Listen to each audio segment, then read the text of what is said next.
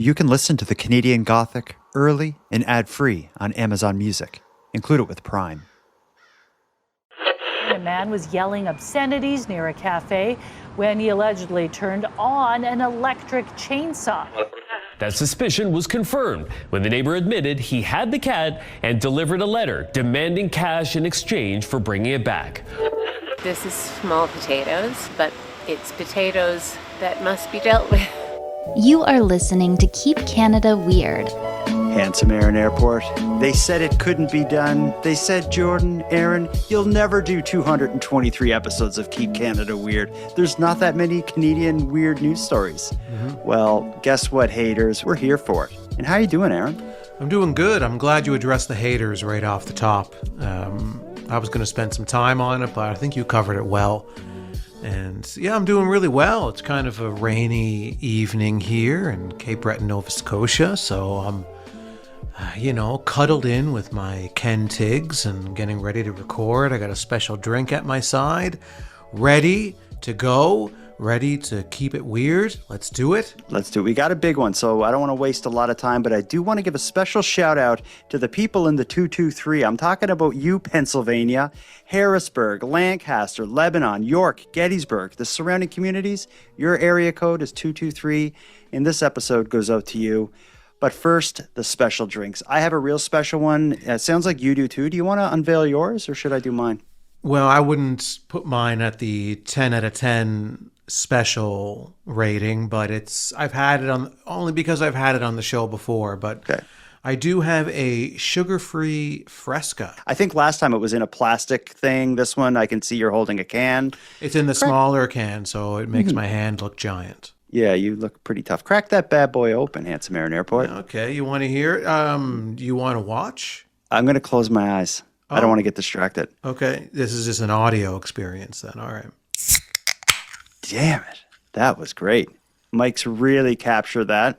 While you take a sip and get refreshed, I want to tell you what I got here. I have a buddy named Kevin. Kevin was recently in Thailand, and he smuggled this thing back in his suitcase. I don't know if this is legal or not, so I don't want to say much about it. It is a Coca-Cola. I know that because that part's in English. Oddly enough, the only other English thing on this can says 0 sugar. Let's see what this is. Oh, I think I know what this is. I think this is a Thai Coca-Cola vanilla flavor. Vanilla. Well, the coloring on the can certainly implies vanilla. Yeah, it tastes like what we in North America would know as like a vanilla flavored Coca-Cola. Very good. Thank you for making tonight's episode extra special, Kevin, and smuggling this bad boy back home in your suitcase. That's a big risk, putting a pop in your suitcase. Is it, though? I mean, it's a fairly tame item to smuggle. Well, I mean more so a risk in terms of the carbonation. If it busts and you get to Canada and all your stuff is soaked with vanilla Coke. Yeah, I guess so. But cans are pretty sturdy, I'd like to think, unless they really, see some action. But like if they're underneath a tire or something and then the car drives over it, that'll pop it. That would definitely do it. We're talking an international flight, though. Stuff can go wrong, and stuff can go wrong opening cans of pops and special drinks. As we heard, I think it was in episode 219, we allowed some listeners to enjoy a special drink with us. It was, do you remember Maya and Louie, the two children who tried to have a special drink? All hell broke loose. Their pop spilled. They didn't say what pop it was. They didn't really review it. You remember that mess? I remember it very clearly, and I had high praise for their efforts and what they were bringing to the special drink category. So I'm looking forward to see what they have in store for us now. Yeah. Maya and Louie are back for round 2. This special drink segment is going to be about redemption. Here it comes. Go. My name is Maya and this is Louie. I'm 7 and Louie is 5. We also need to tell you he has a broken collarbone. He was just running through the sprinklers. But we're in for a special drink because we love them. It's our second time calling it. Louie, what flavor is it? It's black cherry. It's a bubbly pop and a real pop flavor. So listen to me crack it. Oh, it fizzed a little bit. Let's try it. So that was really good. It's really good. So yummy. I think they nailed it this time. Yeah, no, they really listened to our notes that we had on the last one. They're very directable. That's good. And it was a bubbly, what flavor? Black cherry bubbly. Black cherry bubbly, yeah. That's a big point of unveiling the special drink, is to say what it is, and that was something they missed last time.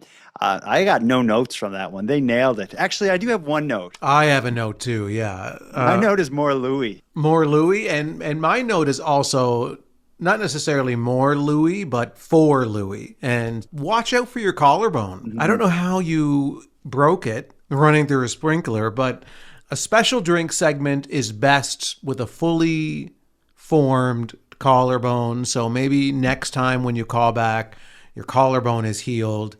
That'll be the perfect special drink segment, I think. Yeah. So maybe we'll hear from him in a couple months when that thing heals up. Actually, Louis is a kid. That'll heal quick. What am I saying? It will, yeah. Louis will be calling us tomorrow. You don't heal as quick as you're aging, Aaron. You and I both know that, as we're not spring chickens anymore, but we still got a lot of Keep Canada Weird in us. But there will come a time when we got to hang up the headphones and microphones. Every legend does. And there's a legend in Regina, Saskatchewan, who's doing that right now. And I want to open the show with it. After 43 years of making it happen at a McDonald's in Regina, Brenda Smith is hanging up the uniform, but not without one last hurrah. Customers, coworkers, family, and friends pack the restaurant to give this McLegend the send-off she deserves. And the best part is, Handsome Aaron Airport, we're invited. Let's go see a legend in Regina's McDonald's scene hang up the golden arches. Congratulations.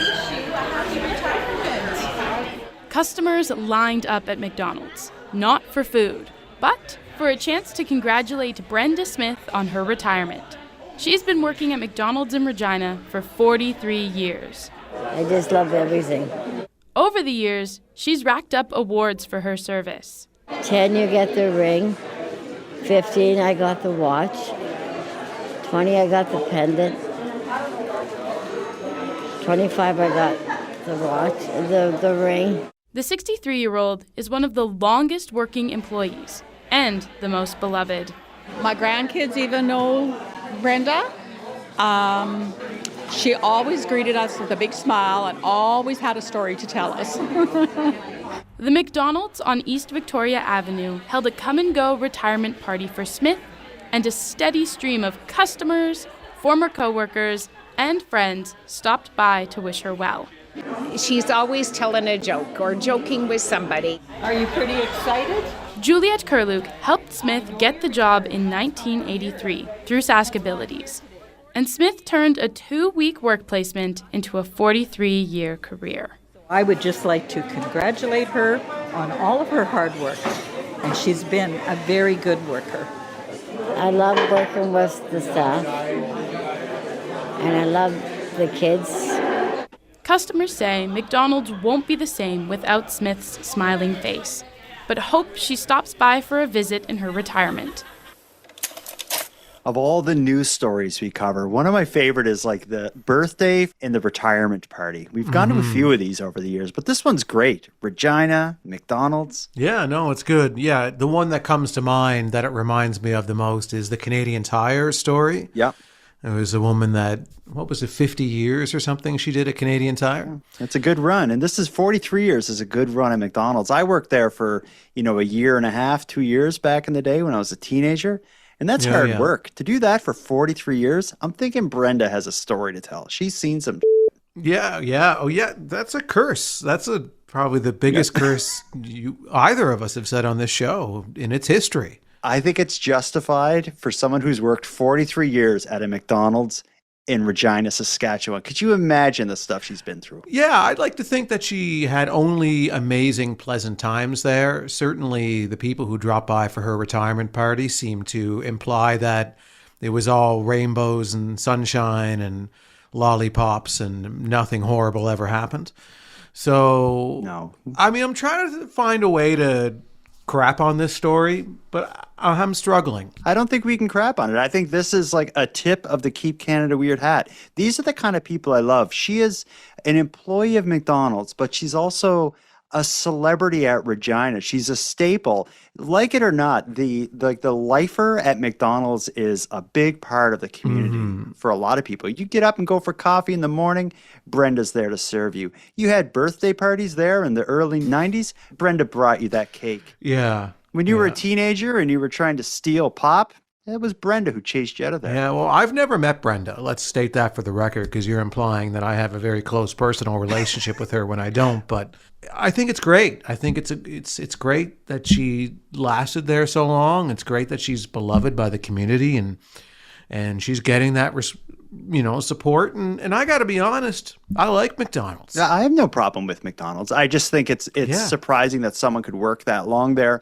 But there's even a better part to this story that's even more heartwarming. This work that she's done, these 43 years at McDonald's, this was never supposed to happen. This began with a temporary placement. She was only supposed to be there for a week or two in 1983, and it was a placement through something called Sask Abilities, which helps people with disabilities find work. So she was put there for like a 1 or 2 week work placement. It turned into a career. This, I think, is a huge feather on the cap of Sask Abilities, because that's a program like that at work. Yeah, certainly gets a tip of the hat. And yeah, back to liking McDonald's, though, I would like to ask you, because we do have a very negative outlook of some fast food places, in particular Tim Hortons.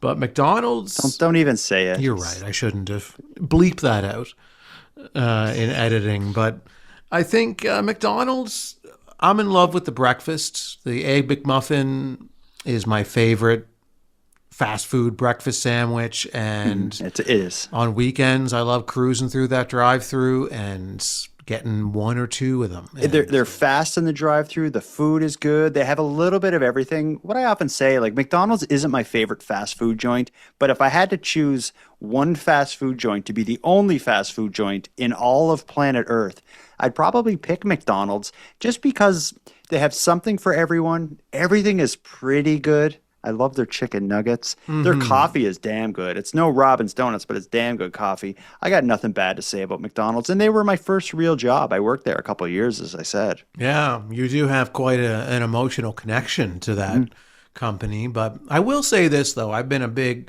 supporter of McDonald's coffee since they started trying to compete with the big boys.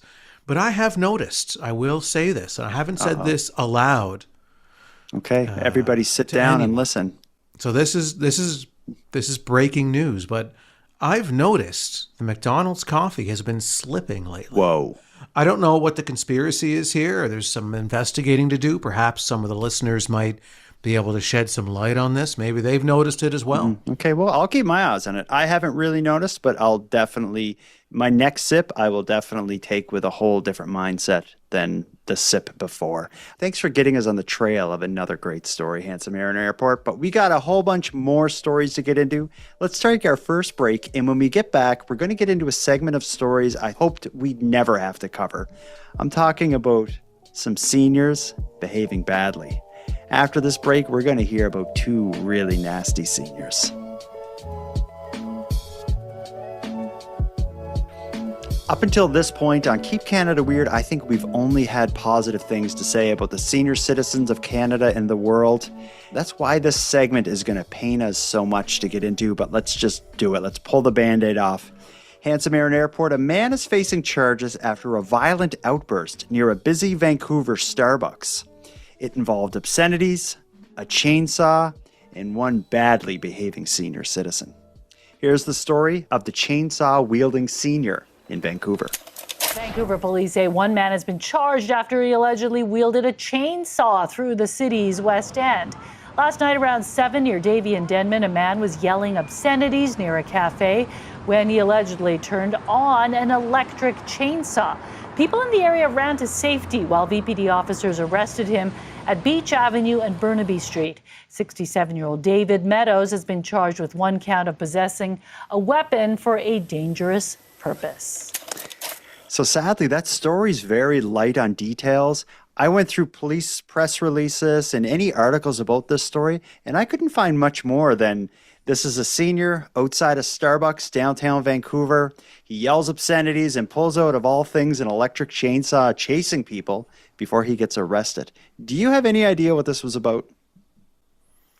Well, I'm getting worried, very concerned, actually, especially by the time we finish this episode tonight. We had the story the other week about the senior who robbed a bank. Oh, that's right. Yeah. So, and then now we have a story about a senior in front of a Starbucks yelling obscenities and wielding a chainsaw. Now, make it clear, though, that it's an electric chainsaw, because I feel that's way less terrifying. It doesn't matter if it's electric or gas. Chainsaw is a chainsaw. It's the intent to wield a chainsaw is the same whether it's gas or electric, I think. So the motive of, I'm going to dice you to bits is pretty much... Now, I mean, maybe an electric chainsaw might have a harder time cutting through human flesh, maybe. I think it's more just the optics of it. Like, if you've ever watched a horror movie that involves a chainsaw, there's no way it's an electric chainsaw. You got to pull the cord and, and there's all the smoke. It's this loud thing.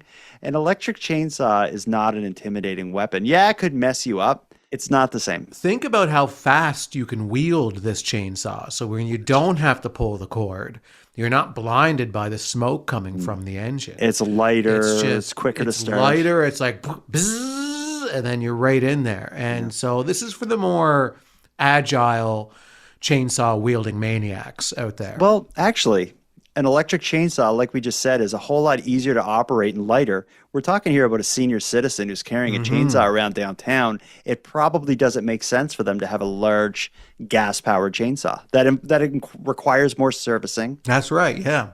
So I think, having discussed this with you a little bit and thought about it, the electric, battery-operated chainsaw is the right way to go for this particular senior. What about the obscenities that were shouted? I couldn't find any description of what was said, how bad this was. Do you have any interest, or do you think it's appropriate for us to know what actual obscenities were shouted here? It would be good to have maybe a printout of the dialogue, yeah. I would like to know what was said, what was yelled. It would give us a bit more, maybe clarification on motive.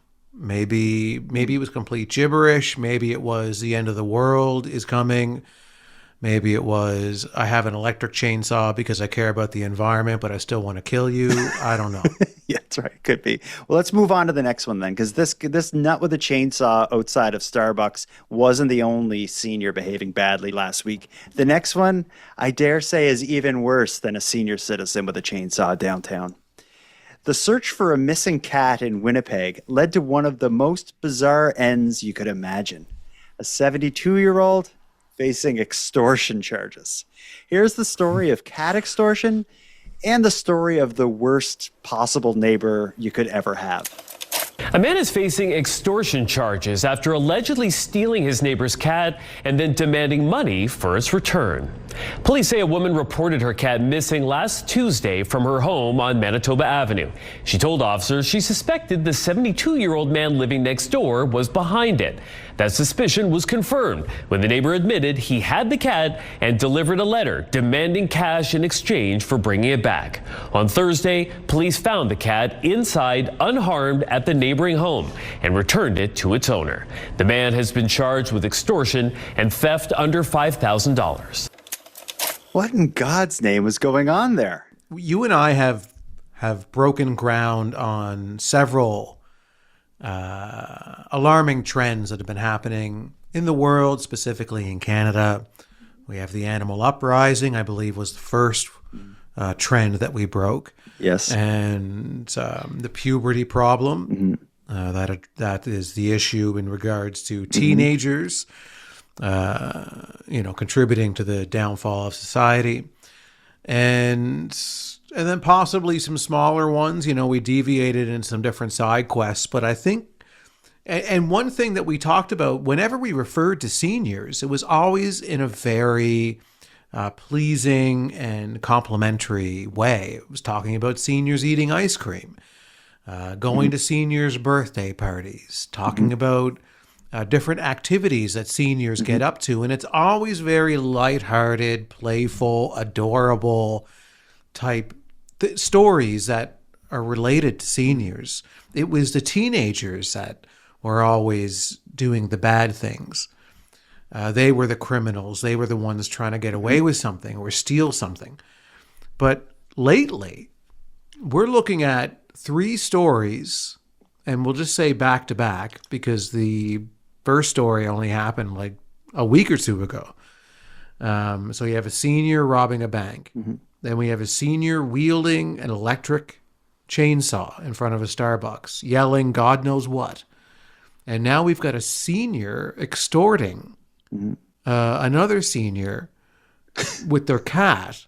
And well, I don't know if the victim of the extortion was a senior. They didn't. But I feel like they are because it just feels that way. I'm picturing a 30-something-year-old. Really? Oh. And the cat goes missing, and for whatever reason, they suspect the neighbor right away. See, the reason that I think it's a fellow, and this is just, again, this is speculation. We have no information to indicate. It's not speculation. We're journalists. It's your instinct. Okay, it's my instinct. And actually, you know what? I'm going to call it fact. This is a fact. It's another senior.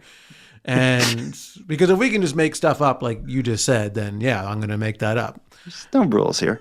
Oh, good. Yeah. So I'm going to do a bunch of stuff tonight then. No, but the reason that I was feeling that it was a senior, a fellow senior, is because it seems like this neighbor knows them. So I feel like they run in similar senior circles. And they're like, I know exactly who did this. It's so-and-so down the street because when we play cards, he talks about stealing cats all the time. For ransom? Because this was a ransom operation. It seems like the cat was stolen, and the man who admitted to it confessed. He also confessed to delivering a note demanding a ransom. A part of me wonders if it was just, like, a lot of times when a cat's missing, there's a reward, maybe a small reward, $200 for, the return, someone who finds this cat. I wonder if there wasn't a reward. The man finds the cat and feels he's earned this reward. And it's just a big misunderstanding. Maybe a socially inept way of asking for a reward.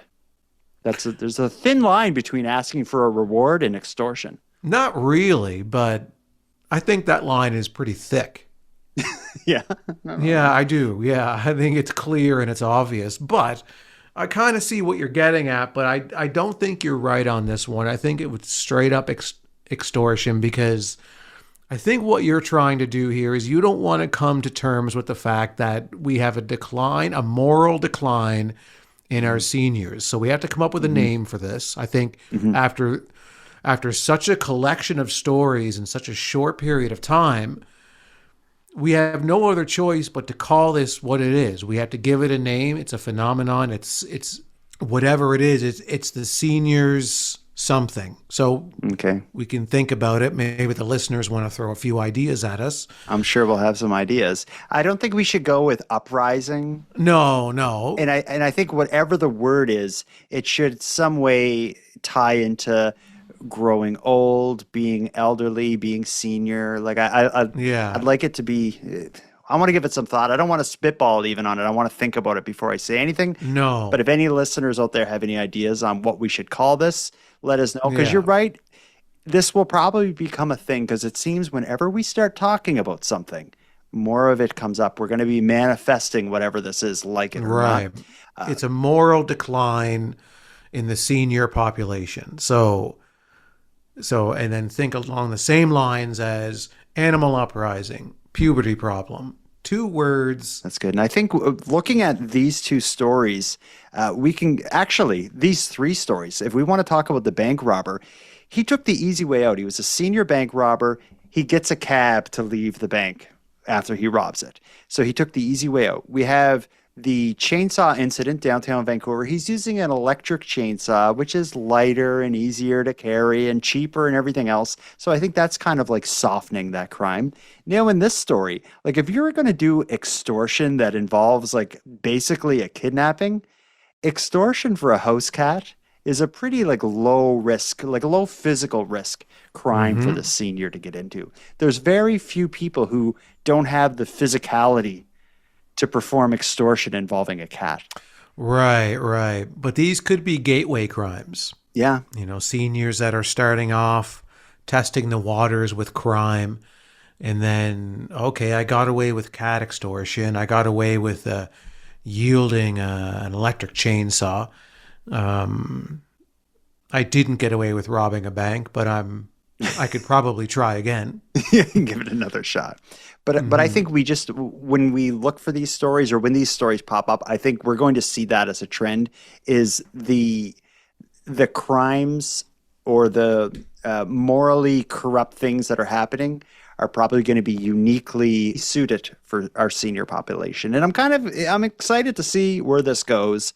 But all that said, the seniors aren't the only ones who were misbehaving over the last week in North America. We have a listener named Scott who sent us a voicemail telling us about something that happened south of the border down in the United States.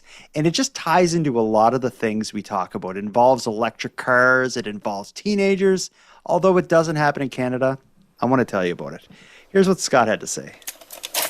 Hey, Jordan and Aaron. This is Scott, your foreign correspondent from the 11th province, Minnesota.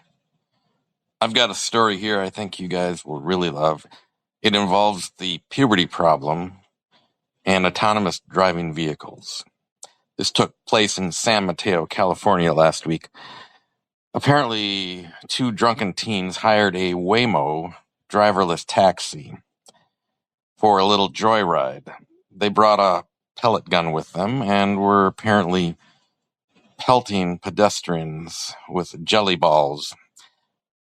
Anyways, the Waymo taxi pulled over and called the local cops, who then arrested the teens.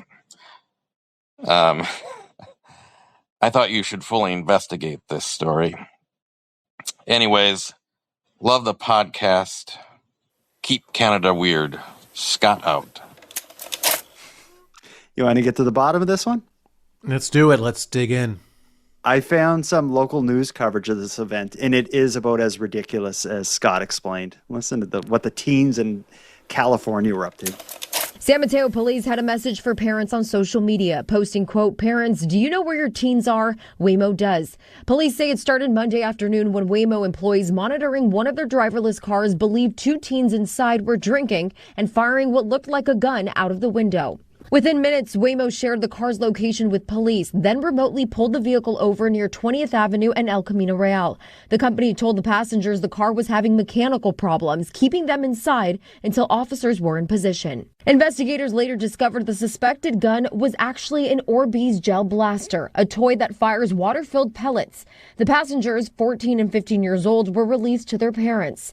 Waymo declined our request for an interview, but on its website, the company says its vehicles are equipped with interior cameras and microphones and may share information with law enforcement during emergencies or other situations permitted by law. That's the part some privacy experts say deserves a closer look. So we talked recently about a woman in Western Canada who was filmed sleeping in her Tesla with 2 kids sleeping in the back seat as the thing was cruising down the highway. That led to conversations about autonomous vehicles. And I think it was you who talked about autonomous taxis. That's Maybe right. it was me, whoever. We had a conversation about that. But I never realized, I never thought about this. It's quite interesting that the company that owns these autonomous taxis, they have surveillance. They have cameras that look at what's going on in there, and they busted the kids. They pulled over the vehicle without, like, it's not like they went there and did it. They just made the vehicle pull over and probably through a speaker or something told the kids in the car, "We're having technical problems. We're going to fix this and get you up and running again soon." Meanwhile, the California cops showed up and did what they did. Yeah. And in the news recording, it seemed like towards the end they were hinting at another issue of, privacy in terms of when you're in one of these vehicles, you're being videotaped, you're being recorded. And is that a privacy issue? Is that something to be concerned about? I don't think so. Like if you're in a driverless vehicle like that, there has to be some way for them to be able to access the vehicle in some kind of an audio video format, because there's so many things that can happen in a vehicle inside. Yeah, damaging property, or there's a car accident and there's like an injury or something. It's important to see all that stuff. And it's if you go in a mall or something and you're in a section that's not a store, you're being surveilled. You're being surveilled everywhere. Why not in an autonomous vehicle that someone else owns? That said, though, I think the technology and the whole idea of it, the concept of it, is new, so maybe people wouldn't have thought about it. I'm sure these kids who were drinking and shooting out the window never thought that someone was just watching them. And I bet you the people who review these cameras see a whole lot of crazy stuff going on in that car. Yeah, I think it's okay to be recording people in the vehicles as long as you're clear when they're booking the ride that everybody is recorded when they're riding in it. Because people could like be a having small sign on the a sign on the window, whatever. It has to be very clear, like not just a fine print thing. It's got to be at some point during the booking process or as soon as you get into the vehicle, a clear, visible sign is right there indicating that you're being recorded, because as long as people know, everybody knows that when you get in, not to talk about anything sensitive or not to shoot gel guns at strangers. And there was something else you started to say. I think I cut you off. You said people could be having daily kisses. Probably daily. Daily kisses. Good callback. That's what I was thinking. The people who watch these cameras, if there is microphones and stuff, I hope they're like, "Whoa, sir and ma'am." Whoa, sir and ma'am. Sorry, I don't know if you read the booking. Whoa, sir and ma'am. I don't know if you read the booking, but we're watching. Please. Yeah. You should book a sex car and not a Waymo. We don't often go to the U.S. I think this was a good story to do it. This was, if it's an autonomous vehicle, teenagers, it only makes sense for us to go down there. The only thing this was missing was like a beaver on drugs or something. Yeah, well, it's good to know that here in Canada, we're not the only country suffering from the puberty problem. It's running rampant in the United States as well. Let's take our second and final break. When we come back, we got some of my favorite stories we've covered in a long time. This will be a What the F section after a short break.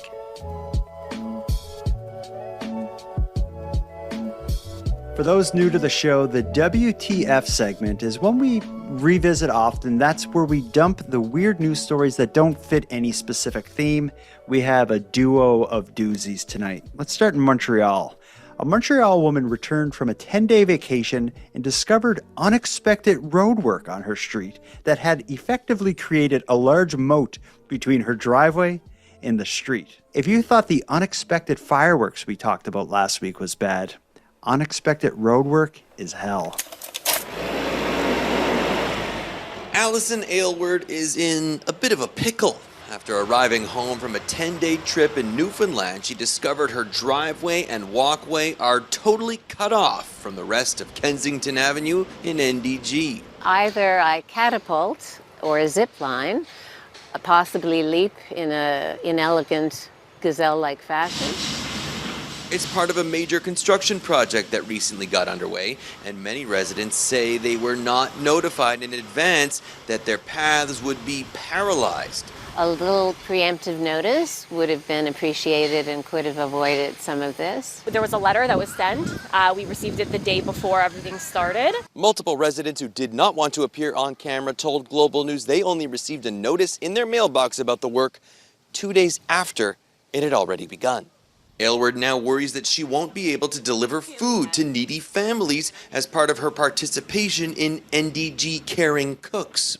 I have 40 liters of gazpacho I'm in there trying to make. I have a stroller. I have 2 kids. It's dangerous. The city says it is widening sidewalks and redoing the road. Unfortunately, traffic disruptions, a lack of parking spaces, the presence of machinery, noise, and dust are unavoidable during this work.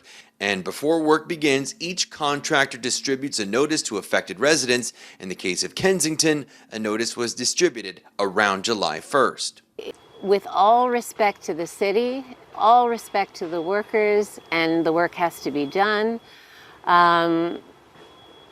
we received no notice. Aylward says she was told the work would continue until September. According to the city, crews will take a 2-week break for construction holiday, but driveways should be accessible by then. This is small potatoes, but it's potatoes that must be dealt with. I think the visual is important to that story. Do you want to explain to the good people out there what's actually happening with, her driveway? I described it in the build-up as a moat. Yeah, it looks almost like a moat in front of her home. So her driveway and the front of her home, like all access to her home, is completely blocked by this construction. So it's all the ground is all dug out. They're replacing the sidewalk. So you know how deep they dig when they're replacing a sidewalk like that. So and the roadway too.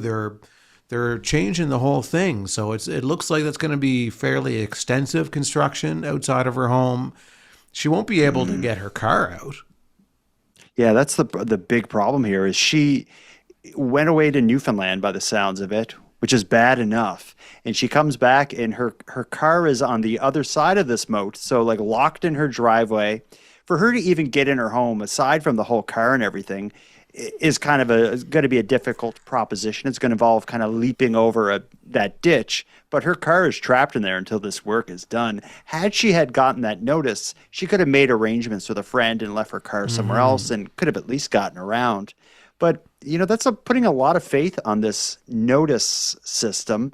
And by the sounds of it from this story, it's all coming down to a he said, she said. They said we gave notices. She said I didn't get a notice. Yeah. Is one notice enough to you? Well, it seems like, too, the notice giving was responsibility fell purely on the construction company that was doing the renovation. So it wasn't according to this story, it wasn't the city's responsibility. It was the responsibility of the construction company. So they said and some people did receive notices, and some people said they didn't. So you're right. It's he said, she said. And I'm still trying to figure out how her gazpacho plays into the whole thing. What is gazpacho? Well, the way I don't know what gazpacho is, but the way it plays into it is it just turns out that this lady whose car's trapped is a volunteer for some organization that brings food to the needy. And it sounds like she has a whole lot of whatever Gestapo is. Gazpacho. Cooking. Yeah, what is it's that? It's like a cold soup. It's like a cold soup. Oh. Yeah. Nah. I'm sure we're going to have some gazpacho experts who listen to this show that are going to completely flood our voicemails with actually it's pronounced. Yeah. And actually and I'm an expert on it. If it's a cold soup, I'm not that interested in any corrections. For me, if the soup isn't piping hot and like kind of salty, I'm not that interested. I love soup, but very specific soups. Definitely hot soups. You know what? Like something I really enjoy is Italian wedding soup. It has like some noodles and meatballs. It's delicious. It is. And anything with barley, beef and barley, even just a vegetable soup. My God, I haven't had soup in a while. It sounds like, you're really jonesing for some soup over there. How about some wonton soup? Sounds like any soup will do for you right now. Do you got a favorite? Soup? Yeah. Is a chowder? Do you consider chowder to be in the soup category? Because certainly, I'm not a freak. All right, great. Well, a corn chowder then would be my favorite. I'm drinking a vanilla Coke from Thailand, which I don't know if they make ramen there, but I really like ramen. That's a soup. And pho? Yeah, pho they call it. They call it, okay. Yeah. Anyway, there's a lot of delicious soups out there. And if this lady... And there's a lot of ways to pronounce them, so too. Give us a break. Come on. We're not soup guys. Gazpacho, pho. But this poor lady, I guess it's a bad situation she's in. And the experience that I had that I can relate to this in some capacity is there was a lot of upgrading of the power lines and the electrical system in my area over the last year. And if power's ever going to be out for like a day or something, as a podcaster, that could become an issue for me. But luckily, Nova Scotia Power, which is the company that manages power in Nova Scotia, whenever there's going to be a power outage, I get so many calls from them in the lead up to it that it drives me crazy. Like they'll call me a month in advance. Then I get a letter, a few days after that. And then it seems like they're calling me like once a week until the week that the power outage is happening, at which point I get daily calls and someone probably knocking at my door. And I've complained about it many times. Now hearing this story, I'm never going to complain about those advance notices again. We see how they can come very much in handy, and this work was getting done whether they like it or not. And yeah, it sounds like the construction company probably could have done a better job with the noticing. And it's unfortunate that her car is stuck in there. In terms of all the other issues that she has, it looked to me that she can get through that pretty fine. She looks pretty agile. Yeah. So I kind of don't really have much time for the other complaints that people had, other than the fact that her car is stuck in there. So yeah, that's an issue. Maybe she can drive through her lawn and get, I'm sure she can. And now that I say that, you know what? I'm totally on the construction company's side and the city's side on this one. And you know what? This woman, I hope her gazpacho burns on the stove. Oh, damn. Let's move on to our final story. And this one's a good one. This is a feel-good story, but it's a story that really plays into some of my interests and I think some of yours as well. A Riverview, New Brunswick woman has created a curbside coffee mug exchange where neighbors can leave a mug or take a mug. And to the surprise of the curator, it's a smashing success. Here's the story of New Brunswick's public mug exchange. Chances are there's a curbside library in your neighborhood. One of those take a book, share a book community trading spots. This Riverview woman has a similar idea, but she's swapping coffee mugs. It has been unbelievable. I did not expect it to blow up the way it did. It's got a lot of attention and people have been driving by and walking over and lots of neighbors been talking about it. Her husband put the coffee mug exchange up around a week ago. She guesses there's been more than 100 swaps since then. My son wanted to give her a gift for Christmas, and he built this, and I was a skeptic. I said, this isn't going to work. People aren't going to be interested in this. We're going to have a bunch of mugs sitting in our front yard. Kayla made a post on the community Facebook page last week welcoming Riverview's first little mug exchange. The reaction? Overwhelmingly positive. It's fun to see the neighbors and get to chat with people and kind of get to hear some stories. Some people have been putting positive notes in their mugs. I love the coffee mug exchange. I'm a big coffee drinker. I slow down every day just to have a quick peek. Today I stopped by, grabbed one on the way home, but I had to bring one back. This is something that has taken root and people have loved the idea. Something new and different. My husband doesn't want me bringing them all into our house, so this is a good way I can still see the cool ones and not have our shelves full of them. I love this story, and I'm sure you've seen those library things that people have that look like a big birdhouse, and you put some books in it, and people can come by and grab a book, take a book, leave a book, whatever. That's kind of cool, but this is great as well, and I think it solves a problem a lot of people have. I love a cool, funky mug. I'll be at Value Village or a thrift shop, and I often see a mug, and I'm like, oh, that's so cool. I'd love to bring that home. But I don't have room for a million cool coffee mugs. And a lot of times they don't fit in my dishwasher good and stuff. So I pass on them. But this kind of situation, this kind of service makes that possible. You can have a new mug every day. Yeah, I don't need a new mug every day. I'll be honest with you. I only own 4 mugs. Oh, man. I have... Honestly, I'm not exaggerating. I probably have 15 to 20. I have my main mugs, which are, the brand is like La Crusette. They're these like heavy stoneware kind of things. I really love the weight of these mugs. They're my main mugs. But then I have my Robin's Donuts mug that Robin sent me. I have 3 different Halloween mugs that I bought at Halloween shops. One is a clear skull, and I really like putting coffee in that, pouring the cream in and seeing the cream and the coffee mixed together within a clear skull. I have 3 different Hedwig from Harry Potter mugs. They're all different sizes. And I have several other mugs that I just, like, I love them, but I can't use them all the time, so they're really high up on the shelf. But yeah, anyway, it's I enjoy mugs, and like the special drink at the beginning of the show, just gives me something nice to have in my hand and keep my hand and a part of my mind busy as the conversation flows out of us throughout these episodes. an interesting mug in the morning just gives you a little extra joy in your brown cup of coffee or tea. Yeah, sure. I mean, I see the good service that mugs do for people here in Canada and around the world. But and I do enjoy a nice mug too. I love my Robins mug. Yeah. And I love my mug that has the letter A on it. You use that all the time. I could probably tell you said you only have a few mugs. I could probably tell you what they were. But you go on. Yeah, exactly. And then I have my Cat People mug. Yeah. And then I have one blank mug. What color is it? That's for guests. It's white. Oh, really? And it has a blue trim. And that's for guests. They get the blank mug, and I get the other three. Okay. But yeah, I don't have a lot of dishes. I try to be very conservative with how many dishes I have. So I only have a few plates, a couple of bowls, a very small amount of silverware, and 4 mugs. Okay. Yeah, I have 4 wine glasses, though. Okay. So it shows what you value and prioritize. Do you have a dishwasher? Yes, yeah. Okay. But can you even fill it? Thanks for asking.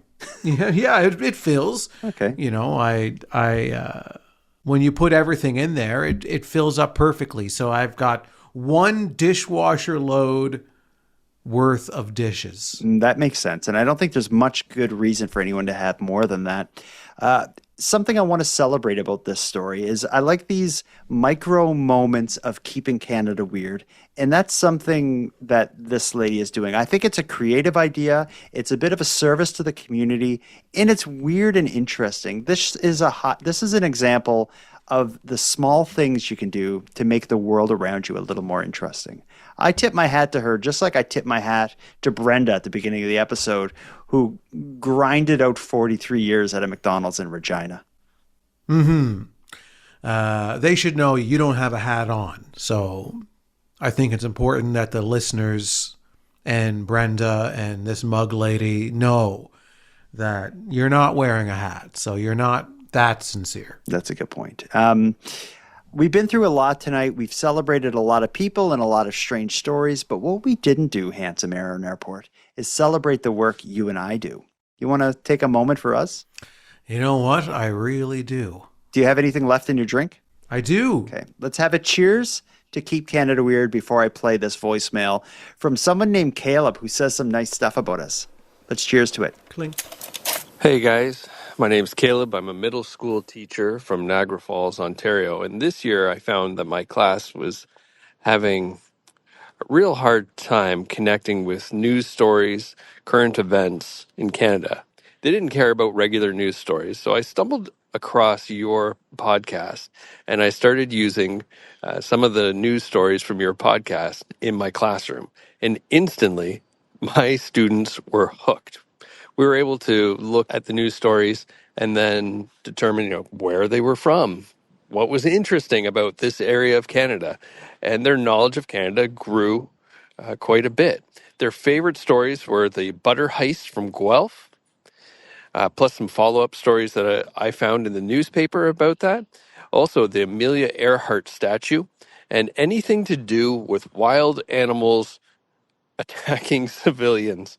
They really loved that. But thank you so much for helping my class. And I hope there's a follow-up on the butter heist and the Amelia Earhart statue. Thanks, guys. Wasn't that nice? That made me feel good when I heard that. This could really be a way for us to link into the puberty problem. So now we might be able to solve it with maybe some hidden messages, subliminal messages that we can sneak in through the podcast. So if he's relaying, stories from the podcast to, puberty problem infected in his classroom, then we might somehow be able to reach them into their subconscious and divert their thoughts going towards crime and teasing and bullying and whatever else that they get up to when you're infected with puberty.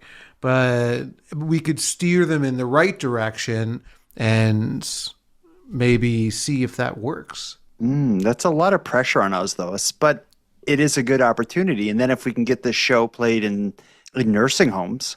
Nursing homes. Well, yeah, we'll start by getting it as required curriculum in middle schools. Yeah. And then in senior homes, there's only one radio that they all have to listen to, and it's always tuned in to Keep Canada Weird. That's a great idea. I find it kind of funny, the idea, like it sounded like he's using it to get them in middle school, which I think is like grades 6, 7, and 8, maybe. Yeah, or 7, 8, 9, depending on where you are, I guess. Anyway, in Nova Scotia, we call that junior high, I think. But anyway, he's using this show as a way to get his students interested in Canadian news, but also to learn about, the geography of the country. And I find that really funny because my geography ability and knowledge is honestly at an elementary school level. I'm surprised he's able to get through an episode. Well, we're not giving ourselves enough credit. And we do. I mean, we've been told by listeners in the past that we were uneducated. And, we've always believed that, you and I, that our prior knowledge going into these stories is limited, even less than limited at times.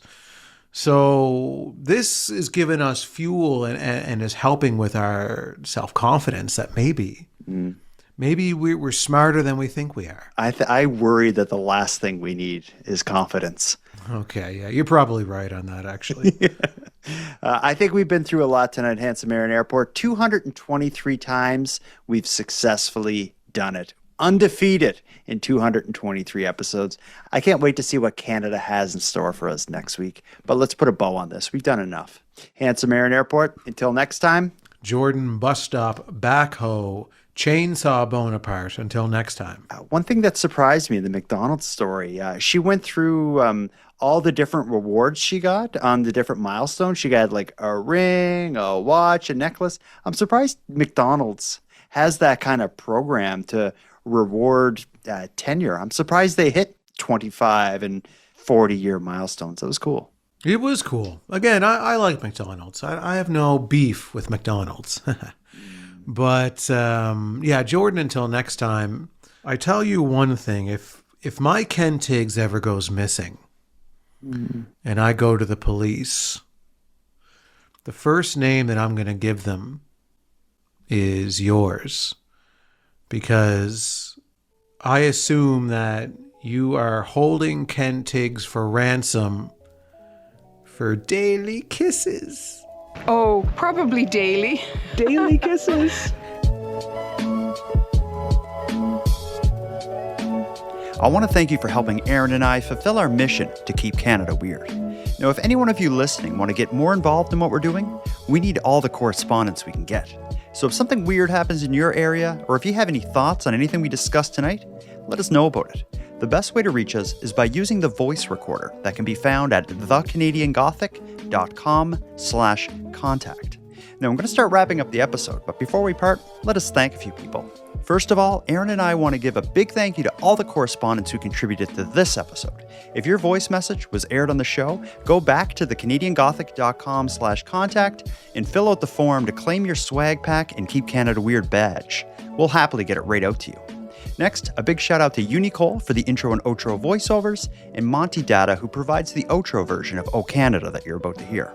And then lastly, but most importantly, we have a massive thank you to every one of you listening, as without your interest and your support, this work would be impossible. And for any one of you out there who want to support the show financially and get more out of the show at the same time, please consider the premium feed. Our premium feed subscription costs just a couple bucks a month, and that money will fund the creation of new episodes. But the premium feed will also give you those episodes early, give them to you ad-free, and give you access to a full back catalog of Keep Canada Weird episodes and bonuses. You can go premium at thecanadiangothic.com/subscribe. And even if the premium feed isn't for you, you can still support the show by simply sharing episodes on social media. That's free, and it's a big help. So until next time, take care of each other, hug your loved ones tight, and please keep Canada weird. I'm Pepper. I'm from Ancaster, Ontario, and I just wanted to say, Davy! Bye. Kisses. Keep on keeping Canada weird. Bye. And now to our viewers and listeners everywhere. Good night. Hi, my name is Karina. I'm calling from Virginia. I was living in this apartment with a roommate, and my next door neighbor got scammed by this person in Nigeria claiming to be a prince. She, quote unquote, fell in love with him, broke up with her live-in boyfriend, but they stayed living together. And then I think she was sending her new Nigerian prince boyfriend money from the joint bank account that she had with her now ex-boyfriend. And I only know that because the ex-boyfriend would complain to my roommate about it. So she got scammed to the point that, like, she was sending him money regularly and then, like, sending money for his friends and family.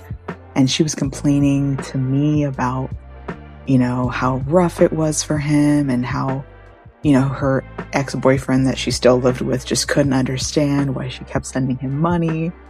And me and my roommate were trying to tell her, like, girl, I don't know if that guy, if this is real, if he really loves you. My roommate and I, our lease was up before theirs. So when we moved out, they were still going through it. So I don't know the conclusion to that story, but I cannot imagine it ended well for that woman or her ex-boyfriend.